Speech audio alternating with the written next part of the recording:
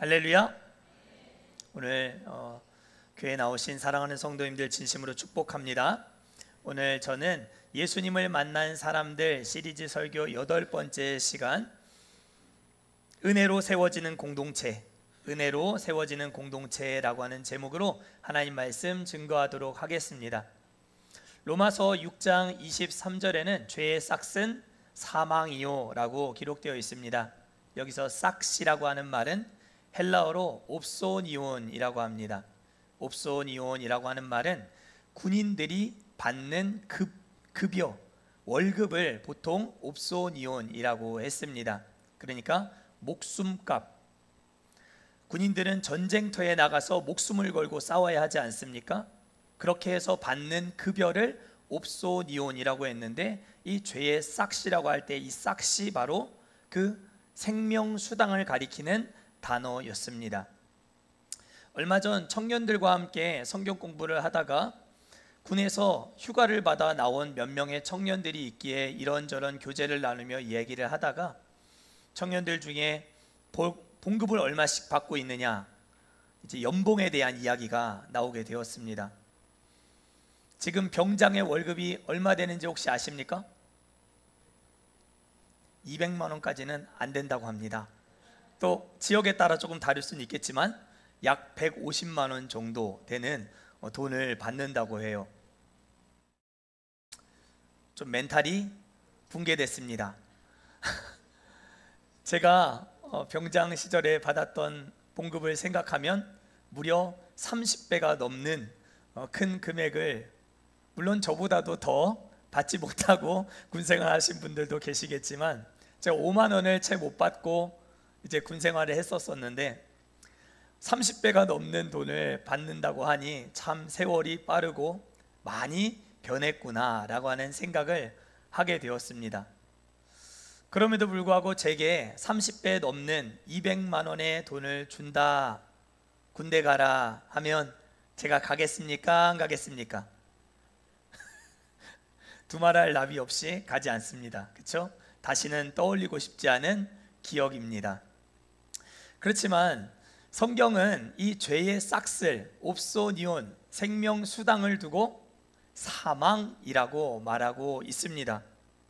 몇 천만 원의 벌금이나 몇 년의 징역살이 정도의 이렇게 조율이 가능한 정도의 처벌이 아니라 죄의 싹은 죽음이다, 그렇게 말씀하고 있습니다. 여기서 말하는 이 죽음이라고 하는 것은 영원한 죽음, 영원한 처벌을 의미합니다.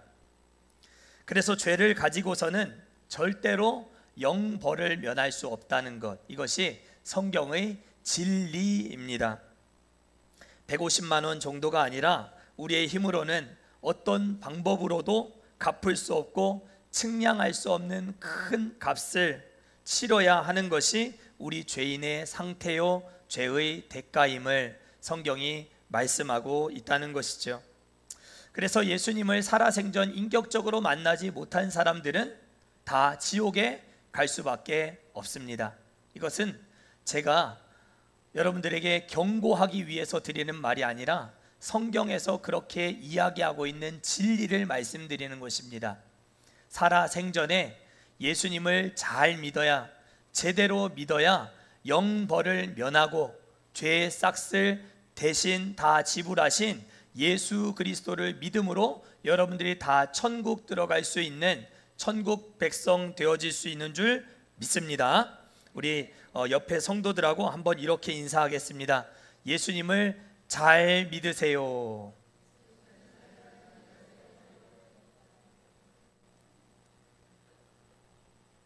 진짜 여러분들이 예수님을 잘 믿으셔야 됩니다.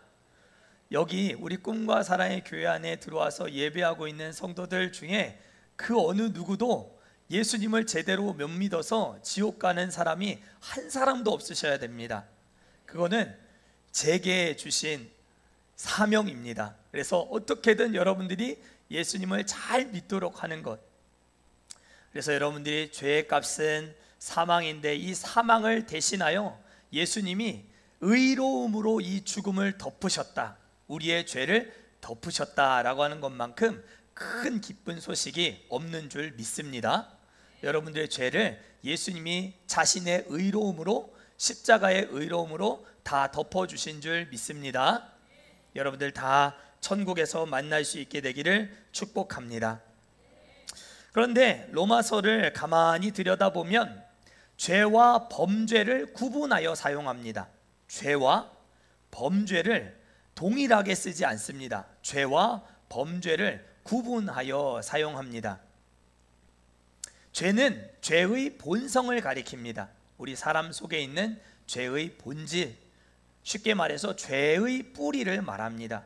나무가 있으면 그 나무가 사과나무면 시간이 지나면 사과 열매를 맺게 되고, 감나무면 감, 배나무면 배라고 하는 열매를 맺게 되듯이 우리 속에 있는 이 죄성은 자라나서 그 죄의 열매, 범죄의 열매들, 죄의 결과를 맺으면서 살아가게 된다라고 하는 것이 성경이 우리에게 주의를 주고 있는 부분이에요. 우리는 다 죄인입니다. 그래서 예수 그리스도의 죽으심을 믿으면 예수님의 의로움이 우리의 죄를 덮어요. 그래서 하나님은 여러분들을 봤을 때 의롭다고 여겨주시는 거예요. 여러분들이 죄인이 아니기 때문이 아니라 죄인이지만 의인으로 여겨주시고 간주해 주시는 거예요. 그래서 우리 속에는 죄의 법이 여전히 역사하고 있고, 마음으로는 하나님의 법을 즐거워하지만 여전히 죄의 법에 지배를 받고 살아가고 있는 이 딜레마 속에 우리가 살아가고 있는 거예요. 그럼에도 불구하고 하나님의 의로우심이 우리를 덮으면 죄를 짓는 것이 기뻐요, 안 기뻐요? 기뻐요, 안 기뻐요? 죄를 짓고 싶지 않게 되는 거예요. 그러니까 우리는 범죄하지 않게 되는 것이죠. 그러나 이 범죄는 반드시 처벌을 받아야 한다는 것, 그것도 우리가 성경에서 말하고 있는 중요한 진리임을 우리가 기억해야 합니다. 아주 오래전의 일입니다. 제가 새벽에 새벽기도 방송을 하기 위해서 어느 교회든지 이제 새벽기도가 하면 음악을 한 30분 전이나 이렇게 미리 틀어줘서 기도를 할 수 있는 분위기를 만들어줘야 되지 않습니까? 제가 이제 섬기던 교회 새벽기도가 5시였고 4시 30분 정도 되면은 음악이 나와야 했기 때문에 그날도 제가 방송 담당자여서 새벽에 열심히 운전을 하고 교회로 가던 중에 급한 나머지 제가 불법 유턴을 하고 말았습니다. 그런데 이 불법 유턴을 하고 있는 모습을 지켜보고 있었던 사람들이 있었으니 저 뒤에서 지켜보던 경찰들이었습니다. 경찰들이 이놈이구나, 잡았다 라고 하는 마음으로 열심히 쫓아오더라고요. 탁 차를 돌렸는데 그때 당시에 제 차가 아주 썩음썩음한, 막 가다가 설 것 같은 SM3 아주 오래된 그런 소형차였는데요. 그 소형차 안에 아이들이 어렸기 때문에 뒷좌석에는 그 카시트들을 제가 양쪽에 다 싣고 이동 중이었던 거예요. 경찰이 저를 불러 세워서 왜 거기서 불법 유턴을 하셨느냐고 제게 이렇게 책망을 하시면서 면허증을 달라 하시기에 제가 뒷좌석에 창문을 쓱 내리면서 우리 뒷좌석에 이렇게 카시트가 있지 않느냐고, 저는 아이가 너무 어리고 지금 급히 새벽 기도를 가다가 이렇게 정말 너무 급한 나머지 이렇게 잘못을 하게 되었다고, 이렇게 사정사정 애원하듯이 제가 한 번만 봐달라고, 제발요, 제발 좀 봐달라고 그랬더니만 경찰 순경 아저씨가 저를 이렇게 사망에서 건져주고 벌금도 주지 않고 이렇게 다시는 이런 죄를 범치 말라 하면서 저를 보내주었던 그런 기억이 있습니다. 아주 고마운 경찰 분이셨지요. 그러나 매번 용서를 받았던 것은 아니었습니다. 과속을 할 때도 있었고, 주차를 엄한 데다 해놓을 때도 있었고, 신호를 위반할 때도 있었고, 없는 형편에 국가에 이 모양 저 모양 세금도 많이 갖다 바쳤습니다. 이처럼 범죄에는 반드시 처벌이 따른다라고 하는 걸 말하고 싶은 거예요. 죄를 지으면 지위 고하를 막론하고 누구나 다 처벌을 받아야 합니다. 이 세상 존재하는 어느 단체나 모임이든지 그 안에는 정해진 규율이 있고 정관이 있고 법이 다 있습니다. 그리고 그런 약속들은 함부로 어길 수가 없습니다. 그것은 공동체를 지키고 살리는 질서이기 때문입니다. 그러나 오늘 성경 속에는 공동체를 유지하고 건강하게 이어나가는 일에 있어서 법과 질서보다 더 중요한 것이 있음을 우리에게 가르쳐 주고 있습니다. 오늘 본문 속에는 한 여인이 등장합니다. 공동체의 질서를 깨트린 여인입니다. 이 여인은 이미 결혼을 한 유부남과 함께 불륜을 저지르다가 현장에서 붙잡히게 되었습니다. 어떤 이유에서 시작된 불륜이었는지 정확하게 알 수 없지만 레위기와 신명기 모세의 율법의 기록에 따를 것 같으면 불륜을 저지른 남자와 여자는 두 사람 모두 반드시 돌로 쳐 죽여 즉결 심판을 받도록 정확히 명시되어 있었습니다. 이것이 간음이라고 하는 범죄를 저지른 사람에게 주는 처벌의 수위이자 사회적인 약속이었습니다. 그런데 의아한 것은 여러분들도 다 읽어서 아시겠지만 서기관과 바리새인들이 현장에서 남녀를 붙잡았을 것임에도 불구하고 여자만 예수님 앞에 데리고 오고 남자는 고의적으로 풀어주었다라고 하는 것을 우리가 알 수 있습니다. 여기에는 특별한 이유가 있었습니다. 단순히 남성이 여성보다 우월한 지위를 가지고 있었기 때문에 남자는 풀어주고 여자만 붙잡아 왔던 걸까요? 아니면 남자는 달리기가 빠르고 여자는 달리기가 느려서 여자만 붙잡혔기 때문에 여자만 데려왔던 것일까요? 아니면 같은 남자의 입장에서 남자에게만 관대했기 때문에 그런 일들을 했던 것일까요? 여인을 붙잡았던 이 서기관과 바리새인들은 율법의 내용을 모르는 사람들이 아니었습니다. 우리 5절 말씀 같이 읽어보겠습니다. 시작. 모세는 율법에 이러한 여자를 돌로 치라 명하였거니와 선생은 어떻게 말하겠나이까. 율법을 잘 알고 있어요. 율법의 모세의 율법에 따를 것 같으면 이러한 여자는 돌로 치라 명하였거니와 이렇게 법을 이용합니다. 율법에 정말 이러한 여자를 돌로 치라고 명시되어 있었나요? 잘 보셔야 돼요. 서기관과 바리새인들이 율법을 악용하고 있는 것이죠. 율법의 내용은 이러한 사람들을 돌로 치라 명하였거니와 분명히 이렇게 기록되어 있었을 텐데 지금 이러한 여자를 돌로 치라 하였거니와 라고 자기에게 유리하게 법을 바꿔서 지금 이용하고 있는 모습을 볼 수 있는 거예요. 아무튼 이들은 간음에 대한 사회적 약속, 처벌 수위에 대한 정확한 지식을 가지고 있었던 사람들이었음을 알 수 있습니다.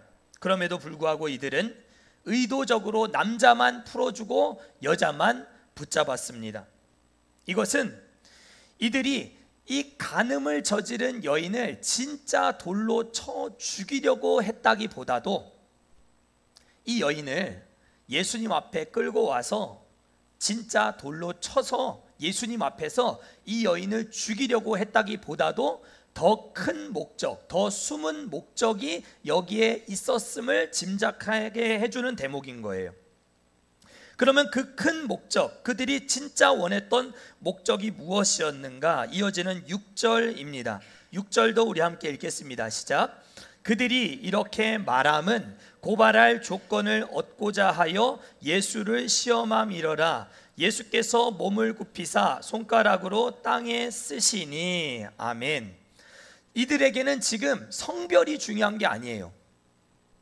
남자냐 여자냐가 중요한 게 아니에요. 누구든지 붙잡아서 예수님 앞에 끌고 와서 이 사람을 어떻게 대해야 하는 것이 맞겠느냐 물은 다음에 그의 대답을 듣고 그것을 빌미로 삼아 예수를 유대 공동체에서 제거하는 것, 죽이려고 하는 것, 이것이 이 서기관들과 바리새인들의 진짜 목적이었다라고 하는 것을 알고 이 본문을 이해하는 것이 참 중요합니다.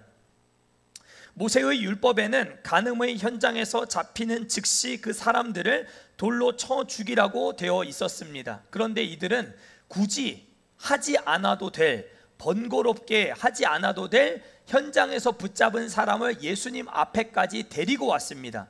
그냥 데려왔습니까? 성경을 보면 끌고 왔다 이렇게 기록이 되어 있어요. 얼마나 비참한 상태로 이 사람을 질질 끌고 왔는지, 얼마나 수치를 더 줘야만 이들의 마음이 후련했겠는지 우리가 생각해 볼 수 있는 대목이죠. 아주 악랄한 방법으로 이 여인을 괴롭혔던 사람을 보게 되는 것입니다. 굳이 끌고 와서 예수님께 이 여인을 어떻게 해야 할까요? 물을 필요가 있었던 사람입니까? 없었던 사람입니까? 전혀 없었던 사람. 이미 5절에 보면 모세의 율법에 명할 때에 이러한 여인은 돌로 쳐 죽이라 이렇게 말하고 있는데, 그러면 예수님 당신은 그럼 어떻게 하겠느냐 이렇게 질문하지 않았습니까? 그러니까 이 사람들은 여인을 붙잡았을 때부터 이 여인을 어떻게 처벌해야 하는지, 처벌 수위에 대한 내용을 정확하게 인지하고 있었던 사람이었다는 거예요. 그런데도 불구하고 예수님 앞에 데려왔던 이유, 그것은 바로 예수님을 시험하려 했기 때문이었음을 우리가 알게 되는 것입니다.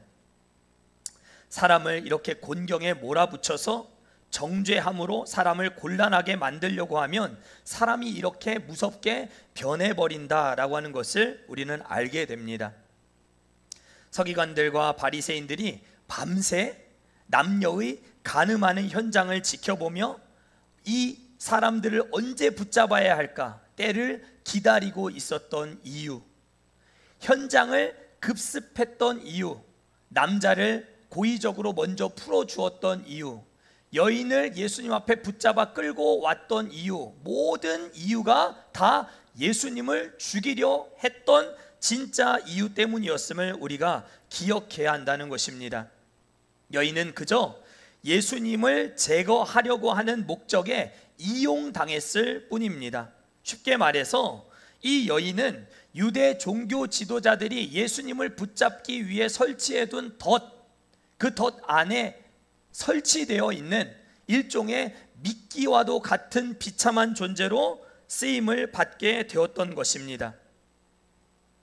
물론 여인의 죄를 작다고도 말할 수 없고 죄를 짓지 않은 것도 아니었습니다. 그녀는 사회적 약속을 깨트리고 공동체의 질서를 파괴했습니다. 이들이 서로의 가정을 파괴해 버린 것이죠.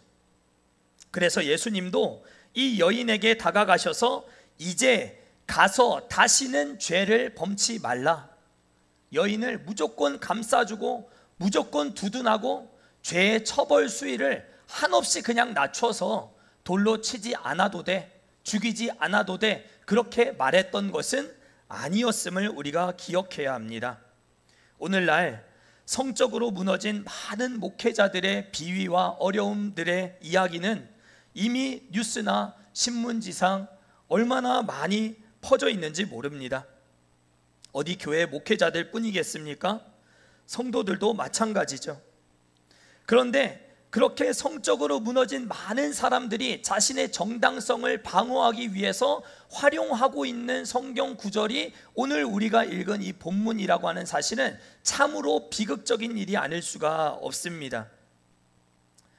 자신의 더러운 모든 죄를 이미 예수님이 다 용서하시고 해결해 주셨으니 나는 이제 깨끗하다, 당당하다, 목회에도 아무 문제 없다, 나의 목회와 신앙생활을 스스로 방어하고 두둔하려고 하는 목적으로 본문의 간음의 현장에서 붙잡힌 여인에 대한 이야기를 빌미 삼아서 설교를 한다는 거예요. 나 용서받았어. 예수님이 간음한 여인도 용서하셨는데 나인들 용서 못하실 이유가 무엇이 있겠어? 라고 하면서 자신의 정당성을 방어하려 한다는 것이죠. 그러나 예수님은 죄를 죄로 인정하지 않는 자의 죄를 용서하신 것이 아닙니다. 다시, 예수님은 죄를 죄로 인정하지 않는 자의 죄를 용서하신 것이 아닙니다. 동성애를 죄라고 인정하지 않는 동성애자의 죄를 용서하신 것이 아닙니다.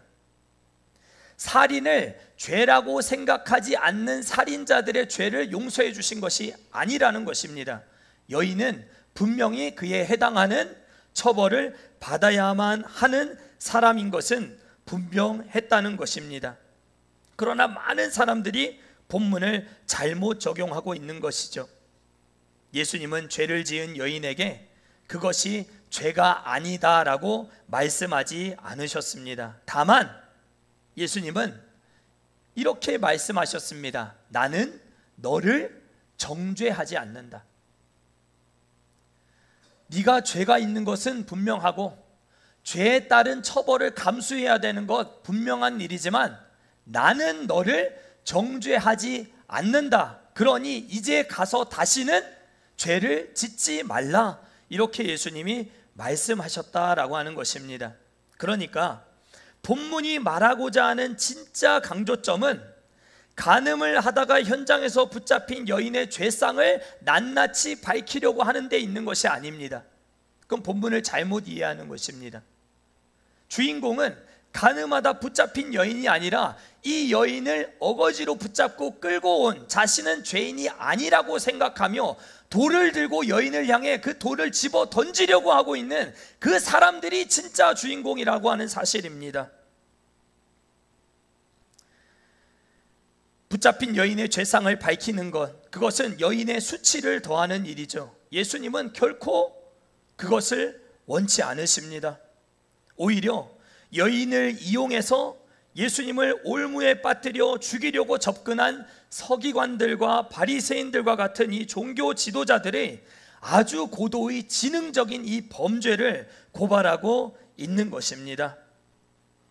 예수님은 지금 자신의 은밀한 죄를 숨기며 다른 사람의 죄를 이용해 먹고 있는 악랄한 죄인들의 민낯을 드러내고 계시는 것입니다.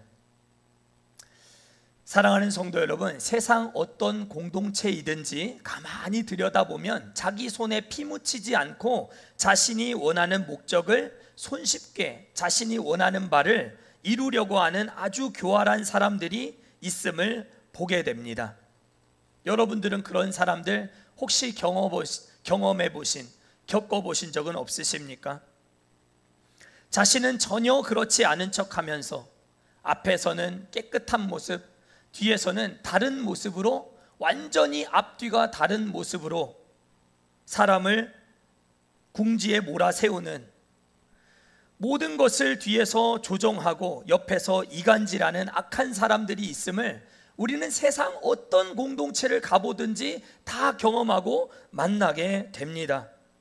이들은 정해진 법을 자기 편에 맞게, 입맛에 맞게 요리하여 자기에게 유리하도록 편법을 아주 교묘하게 잘 활용합니다. 그런 쪽으로는 아주 도 같은 사람들이 있다는 것이죠. 여인이 죄를 범한 것은 틀림없는 사실입니다. 그러나 그것을 이용하는 사람들이 있는가 하면 그 죄를 정죄하지 않고 은혜로 덮어서 새로운 새 출발의 기회로 삼도록 용기를 불어넣는 사람들이 있다 하는 것입니다. 모두가 다 그 죄를 악용하지는 않는다는 거예요. 특별히 교회 공동체는 이렇게 죄인이 있지만, 어려움이 있지만, 아픔이 있지만 후자와 같이 좀 덮어주고 안아주고 회복시켜주고 새 출발을 할 수 있도록 지나간 것들, 뒤에 있는 것들은 잊어버리고 앞에 있는 것을 붙잡기 위하여 달려갈 수 있도록, 새 출발할 수 있도록 도와주는 공동체가 되어야 할 줄 믿습니다. 학자들 중에는 여인이 진짜 먹고 살기 어려운 생계를 유지하기 위해서 불가피한 상황에 어쩔 수 없이 선택한 불륜이었다 말하는 사람들도 있고, 또 혹자는 원치 않는 일에 동원되어 강제적으로 성폭행을 당했을지도 모른다고 주장하기도 합니다. 중요한 사실은 우리 모두가 하나님 앞에 다 죄인이라고 하는 사실입니다. 성경은 분명히 말씀합니다. 모든 사람이 죄를 범하였음에 하나님의 영광에 이르지 못하더니. 예수님은 여인을 향해서 돌을 던지려고 준비하고 있는 사람들을 향해 뭐라고 말씀하십니까? 너희 중에 죄 없는 자가 먼저 돌로 치라. 이 말이 무엇을 의미합니까? 진짜 죄 있는 자가 누구라는 의미입니까? 지금 돌 들고 서 있는 너희야말로 진짜 죄 있는 자들이다 라고 하는 것을 말하고 싶은 예수님의 이 진심을 여러분들이 읽으실 수 있어야 합니다. 본문은 죄 있는 여인 한 사람을 용서하신 예수님을 강조한다기보다도 스스로 나는 아무 죄가 없다, 그렇게 밤새도록 한 사람을 궁지에 몰아서 죽이고 마음으로 또 죽이려고 했던 그들이었지만 스스로 나는 아무 죄가 없다, 그래서 돌로 얼마든지 여인을 쳐 죽일 수 있다고 생각했던 그들을 향해서, 수많은 공동체에 속한 사람들을 향해서 공동체는 정죄로, 법으로, 질서로 세워지는 것이 아니라 공동체는 오직 은혜로 세워지는 것임을 본문은 강조하고 있다는 사실입니다. 사랑하는 성도 여러분, 공동체에 은혜가 마르면 정죄가 살아납니다. 은혜가 마르면 뭐가 살아난다고요? 뭐가 살아난다고요? 정죄가 살아납니다. 정죄가. 스스로에게는 굉장히 관대합니다. 내 죄에 대해서는 대수롭지 않게 생각합니다. 그러나 나 아닌 다른 사람들에 대해서는 율법의 5만 가지 율법 법을 다 들이대고 자를 갖다 대고 잣대를 들이밀면서 너 이만큼 삐져나왔다고, 너 이만큼 벗어났다고, 너 이만큼 잘못했다고 말하는 일에는 엄청 바쁘게 움직입니다. 작은 죄도 크게 부풀리고 확대하고 어떻게든 돌로 치려 정죄하려고 했던 모습, 그 모습이 혹시 우리의 모습은 아닌지 우리는 오늘 말씀을 통해 돌아봐야 할 줄 믿습니다. 은혜가 회복되기 시작하면 상대의 허물과 죄, 아쉬움과 잘못도 다 감싸주고 안아주고 덮어주고 싶은 마음이 생겨나게 마련입니다. 여러분들은 어떠십니까? 여러분들은 죄인을 보면 덮어주고 안아주고 회복시켜주고 새 출발하게 도와주고 싶고 용기를 불어넣어주고 싶고 다시는 이를 죄를 범치 말라, 이렇게 기회를 주고 싶은 편에 속하십니까? 아니면 그 남의 눈에 박혀있는 그 티를 보고 그 티를 참지 못하는 그런 사람들로 혹시 살아가고 있지는 않으십니까? 우리 교회는 들보를 보는 교회일까요? 티를 보는 교회일까요? 내 눈에 들보를 크게 보는, 그래서 나도 똑같은 죄인인데 내가 뭘 그렇게 너에게 정죄하겠느냐, 나도 똑같은 죄인이고 나도 역시 부족한 사람인데 내가 무슨 돌을 들어서 너를 책망하겠느냐, 징계하겠느냐, 이렇게 말하는 사람에 속한 사람들입니까?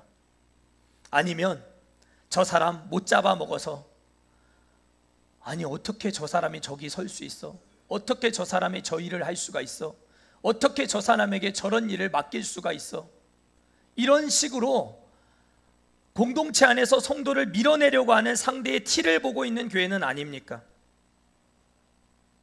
지금 예수님 앞에서 여인을 향해 돌을 들고 서 있는 수많은 사람들 중에 여인보다 조금이라도 나은 사람이 있었을까요? 없었을까요? 여러분들은 어떻게 생각하십니까? 돌을 들고 서 있는 사람, 가늠하다 현장에서 붙잡혀온 여인보다 나은 사람입니까? 아닙니까? 정죄할 수 있는 특별한 자격을 가진 사람입니까? 갖지 못한 사람입니까? 예수님이 감람산으로 들어가서 늘 기도하던 자리에서 초막설 마지막 명절 끝날에 기도하던 그 시간, 이들은 어떻게 하면 여인을 빌미 삼아 예수님을 죽이려고 했던 잠정적 살인자들과 같은 사람들이었습니다. 사랑하는 성도 여러분, 우리 꿈과 사랑의 교회가 하나님의 은혜로 상대의 작은 티를 잡아내는 공동체가 아니라 내 눈에 들보를 크게 볼 줄 아는 그런 은혜의 공동체가 될 수 있기를 주의 이름으로 간절히 축원합니다. 주의 이름으로 간절히 축원합니다. 여러분들이 정말 내 눈에 들보를 크게 보실 수 있는 그런 성도님들 되실 수 있기를 바랍니다. 나와 저 사람은 크게 다르지 않습니다. 죄에 대한 심판은 늘 하나님의 몫이었습니다. 우리가 하나님 앞에 범죄하면 하나님이 그 죄의 열매와 결과에 따라 하나님이 직접 치리하시고 심판하시고 처벌하실 일입니다. 우리는 은혜로만 나아가실 수 있기를 바랍니다. 심판은 하나님께 맡기고 좀 부탁하고 정죄하는 일은 하나님께 좀 일임하고 우리는 은혜로 새 출발의 기회를 제공할 수 있는 그런 은혜로 공동체를 살리고 세우는 그런 우리 교회가 될 수 있기를 간절히 소망합니다. 우리 옆에 있는 성도님들 눈을 한번 지그시 바라보십시오. 사랑의 꿀이 떨어지고 있나 한번 보십시오. 꿀 떨어지고 있습니까? 사랑하지 못해서 안달하고 있는 그 마음이 느껴지십니까? 사랑합니다. 여러분들 정말 사랑합니다. 너무너무 사랑합니다, 여러분들. 그러니까 여러분들, 우리 교회 안에서 누군가를 자꾸 제외하고 배제시키려고 하는 성도가 내 마음에 혹시 있지 않은지 여러분들 돌아보실 수 있기를 바랍니다. 이 사람만큼은 우리 공동체에서 절대 받아줄 수 없다고 생각하는 사람이 혹시 있지는 않으십니까? 이런 이유 저런 이유 때문에 특정 누군가를 마음으로 계속 밀어내고 있다면 우리는 은혜가 아닌 정죄로 공동체를 세우려 애쓰고 있는지도 모르겠습니다. 여러분들의 손을 한번 보십시오. 여러분들 손에 돌이 들려있나 안 들려있나 한번 보십시오. 돌이 들려있다면 여러분들 그 돌을 내려놓으실 수 있기를 바랍니다. 돌을 내려놓으셔야 됩니다. 정죄의 돌을 내려놓고 은혜를 붙드는 우리 모두가 될 수 있기를 축복합니다.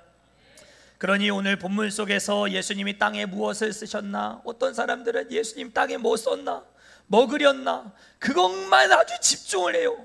예수님이 땅에다 뭐 썼는지를 모르니까, 그 내용을 누구도 알 수가 없으니까, 그러면 모르는 걸로 그냥 덮어놓으시면 돼요.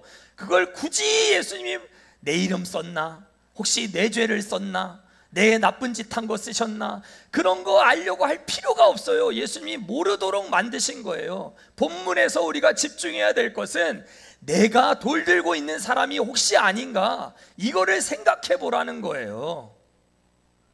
예수님이 무엇을 쓰셨는지, 무슨 그림을 그리셨는지 이런 일에 관심 갖지 마시고 공동체를 얼어붙게 만드는 정죄의 방식이 아니라 공동체를 따뜻하게 하는 은혜의 방식으로 교회를 살려나가는 우리 모두가 될 수 있기를 주의 이름으로 간절히 축원합니다. 우리 주님께서는 지극히 작은 자 하나에게 한 것이 곧 누구에게? 내게 한 것이다. 공동체 안에서 지극히 작은 자 한 사람, 그 사람에게 행한 것, 그것이 곧 내게 행한 것이다. 주님이 말씀하셨습니다. 우리 공동체 안에 지극히 작은 자가 누구입니까? 나요? 나요? 아마 여러분들 보이실 거예요. 그 사람 분명히 여러분들 말 안 하셔도 다 아실 거예요. 지극히 작은 자 한 사람, 그 사람을 여러분들 예수님처럼 대하실 수 있는 여러분들 되실 수 있기를 축복합니다. 좀 기회를 주십시오. 좀 격려해 주십시오. 예전에 우리 교회 참 좋았잖아요. 참 따뜻했잖아요. 웃음꽃이 활짝 피었던 교회였잖아요. 지금도 얼마든지 가능하잖아요. 믿지요? 여러분들 그거 진짜 믿으시죠? 얼마든지 가능합니다. 은혜로 회복하는 우리가 되기를 소망합니다. 미국 뉴욕에 가면 두 개의 큰 주요한 공항이 있습니다. 하나의 공항은 존 F 케네디 공항이고 하나의 공항은 라과디아라고 하는 공항입니다. 존 F 케네디는 우리가 잘 알고 있는 미국 대통령의 이름이고, 라과디아는 오래전에 뉴욕의 시장을 맡았던 사람입니다. 피오렐로 라과디아라고 하는 사람. 그 사람이 원래는 시장을 하기 전에 어떤 죄인을 이렇게 재판하고 이제 판결을 해서 직결 심판을 하는 그런 재판하는 판사로서 일생을 살다가 이제 뉴욕 시장이 된 사람이었다고 합니다. 1935년 미국의 경제 대공황이 임했을 그때에 이 판사로서 봉직하고 있었던 라과디아라고 하는 사람 앞에 한 할머니가 오게 됩니다. 할머니가 너무 먹을 것이 없어서 너무 배가 고프고 굶주려서 빵집에 들어가서 빵을 훔치다가 잡혀 들어오게 된 것입니다. 그 즉시 직결 심판을 해서 이제 선언을 할 수 있는 그 자격을 갖춘 사람이 라과디아였습니다. 이 할머니의 사정을 이런저런 이야기를 듣다 보니까 딸은 너무 아파서 병져 누워있고, 사위는 도망가 버렸고, 또 아들 둘은, 손주들은 집안에서 너무 배고프다고 할머니를 보채고 이렇게 하니까 할머니가 돈이 없어서 빵집에 들어가 무작위로 그냥 빵을 훔치다가 현장에서 붙잡혀 지금 라과디아 재판장 앞에 오게 된 것이었습니다. 그 이야기를 듣고 라과디아 이 판사가 이렇게 이야기했다 합니다. 10달러의 벌금형이나 10일간의 옥살이형을 내릴 수 있다 라고 하면서 다음과 같이 선고문을 읽어 내려갔다 해요. 이 노인의 범죄에는 나도 상당한 책임이 있다. 이렇게 불쌍한 노인이 먹지 못하고 거리를 방황하는 동안 나는 너무나 잘 먹고 잘 살았다. 그래서 이 벌금 10달러는 제가 내도록 판결하는 바입니다. 땅땅땅. 그리고 그는 10달러를 호주머니에서 꺼내서 법정 서기관에게 제출하며 이제 이 여인의 벌금형은 다 해결이 되었다라고 말했습니다. 그러면서 동시에 거기에 재판적 법정석에 앉아있는 많은 사람들을 향해 그는 선고를 이렇게 이어갔습니다. 동시에 이 자리에 앉아 계신 분들도 무죄하지 않다고 판단되어 모두에게 50센트 이상의 벌금을 선고하는 바입니다. 저의 지불로 인해서 피고는 벌금형을 다 해결받게 되었지만 여러분들의 벌금은 이분의 새로운 삶을 격려하는 일에 쓰여지게 될 것입니다 라고 최종 선고를 내렸다 합니다. 법정에 앉아 있었던 많은 사람들은 이 판결문을 듣고 모두 자리에서 일어나 라과디아 판사에게 경의를 표하며 박수를 보냈다 합니다. 그리고 그날 이 노인은 당시로서는 결코 작지 않았던 47달러 50센트라고 하는 큰 돈을 가지고 법정을 눈물을 글썽이며 떠났다고 합니다. 저는 우리 교회 안에 이런 따뜻한 은혜가 흐르는 그런 공동체가 되어야 한다고 생각합니다.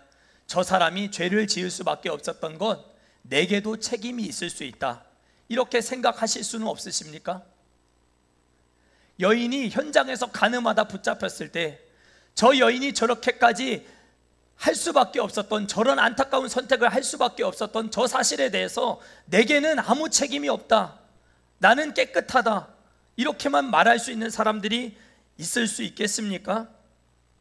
저 한 사람의 잘못이 저 한 사람의 잘못으로만 여겨지지 않도록, 끝나지 않도록 하는 그 은혜가 우리 가운데 차고 흘러 넘칠 때 우리 꿈과 사랑의 교회는 십자가의 은혜로 차고 넘치고 흘러 넘치는 그런 진정한 사랑의 교회가 될 줄 믿습니다. 우리 교회 안에 은혜가 마르지 않도록 은혜로 공동체를 함께 건강하게 세워나가는 저와 우리 모두가 될 수 있기를 주의 이름으로 간절히 축원합니다. 우리 다 같이